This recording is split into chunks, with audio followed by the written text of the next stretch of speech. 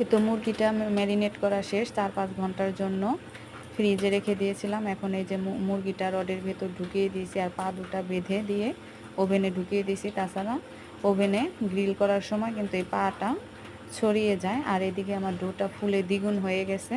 আর এদিকে যে মশলাটা বেঁচে ছিল সেই মশলাটা এখন আমি একটু ভুনা করে নেব। রুটির সাথে খেতে কিন্তু ভালোই লাগবে, নান রুটির সাথে। আর এই যে মশলাটা আমি এখন তেলের মধ্যে দিয়ে নিচ্ছি। আর এদিকে আমি এখন রুটিগুলো বেলে নেব। তার জন্য আটাটা আর একটু ভালো করে মথে 4টা গোলা করে নিয়েছি। আর এই যে রুটিটাও বেলে নিয়েছি। রুটিটা কিন্তু বেশি পাতলা করা যাবে না, মোটা রাখতে হবে। আর নান রুটি কিন্তু মোটাই হয়। তারপরেই তো আমার রুটি বলা শেষ। এখন আমি তাওয়ার মধ্যে সেঁকে নিচ্ছি। আর এদিকে আমার গ্রিলটাও হয়ে গেছে, কি সুন্দর পারফেক্ট কালার হয়েছে। আর এই যে সেই মশলাটা আর এই যে লেবুর রস দিয়ে মরিচ দিয়ে একটা সস বানিয়েছি। আর এই যে টমেটো সস। আর এই যে রুটিগুলো দেখুন কি সুন্দর হয়েছে।